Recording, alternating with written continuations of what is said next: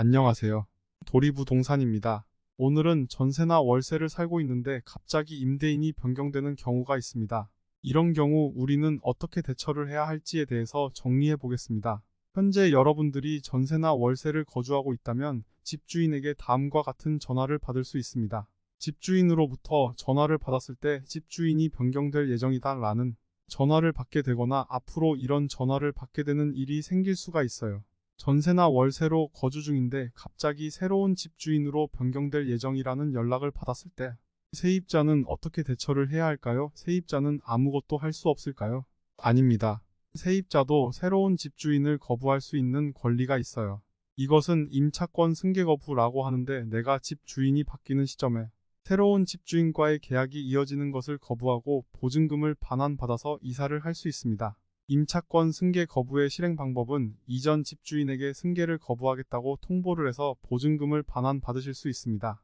집주인이 바뀐다고 해서 임차권 승계 거부를 통지하고 세입자분들이 이사를 가는 경우는 현실적으로 쉽지는 않습니다. 그럼 가장 중요한 나의 보증금은 안전한가가 세입자분들이 가장 궁금해하시는 내용일 겁니다. 집주인이 바뀌었다고 하면 보증금의 반환은 새로 변경된 집주인에게 요구를 하시면 됩니다. 집은 매매가 이루어진다면 매도인은 매수인에게 모든 권리 의무를 승계를 해주게 되어 있어요. 이러한 이유로 새로운 집주인은 보증금의 반환 의무까지도 당연히 승계를 받는 사항이기 때문에 세입자는 퇴거를 원하는 경우에는 보증금 반환 요구는 새로운 집주인에게 하시면 됩니다. 하지만 보통은 계속 살기를 원하죠. 중간에 옮기기가 쉽지가 않는 게 현실입니다. 그래서 계속 살기를 원하는데 새로운 집주인과 계약서를 새로 써야 하는지에 대한 궁금증도 생길 수 있어요. 결론부터 먼저 말하면 새로운 계약서는 다시 작성하지 않아도 됩니다. 계약서 새로 작성하지 말고 기존의 계약서를 잘 보관하도록 하세요. 왜냐하면 위에서 언급했듯이 모든 권리와 의무는 새로운 집주인에게 모두 승계되기 때문이에요. 그렇기 때문에 새로운 계약서는 굳이 다시 안 쓰셔도 상관없어요. 하지만 필요하시면 다시 작성도 가능해요. 만약 새롭게 계약서를 작성하였다면 새로운 계약서의 확정일자를 다시 받으시면 안 돼요. 이거 매우 중요합니다. 기존의 계약서와 현재의 계약서 두 개를 같이 보관을 잘 해주셔야 됩니다. 혹시나 집주인이 변경되는 경우에 계약서의 주요 내용이 변경되는 경우가 있을 수 있어요. 예를 들면 전세의 경우에 보증금이 올라가는 경우가 있어요. 보증금이 오르면 계약서를 어떻게 다시 작성해야 되는지 궁금하실 거예요. 이럴 때는 증액되는 보증금액만큼만 계약서를 별도로 작성하시면 됩니다.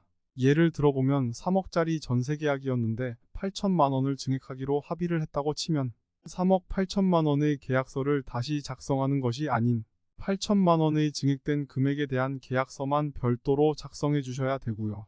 다시 작성된 8천만 원 증액 계약서의 작성이 끝나면 확정일자를 별도로 받아서 기존 3억짜리 계약서와 8천만 원짜리 계약서를 같이 보관을 하셔야 합니다. 그리고 추가적으로 해야 되는 부분이 꼭 하나가 있습니다. 보증보험에 가입한 이력이 있으신 분들은 보증보험 회사의 주인 변경이 되었다고 꼭 통보를 해주셔야 하고 보증보험에 가입 안 된 분들은 보증보험에 가입하시는 것이 좋을 것 같아요.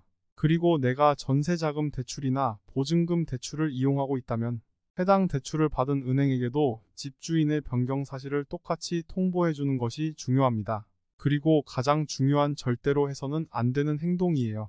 이것은 깡통 전세 사기에서도 많이 악용되는 내용이니까 주의 깊게 보시고요. 주인이 변경되는 것을 이유로 세입자에게 잠깐 전출했다가 다시 전입해주면 안 되겠냐고 말을 하는 분들이 있어요. 집주인은 세입자에게 단순한 절차상의 내용이니까 크게 문제가 없다는 듯이 전입신고를 잠시만 다른 데로 옮겼다가 다시 전입신고를 하면 된다는 식으로 가볍게 말을 하는데요. 굉장히 잘못된 방식이에요. 세입자 입장에서는 내가 거주하는 기간 동안에는 전입신고를 퇴거일까지 유지를 해야 됩니다. 이것이 바로 대항력이라고 말하며 보증금을 돌려받을 수 있는 필수적인 요건인 거예요. 이 대항력이 상실되면 중요한 보증금의 회수가 문제가 될 소지가 있기 때문에 꼭 퇴거일까지 전입신고는 꼭 유지하시기를 당부드려요.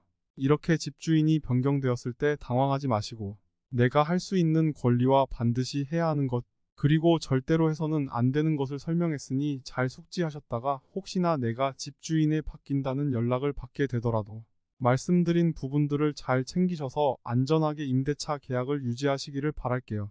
시청해주셔서 감사합니다. 구독과 좋아요 부탁드립니다.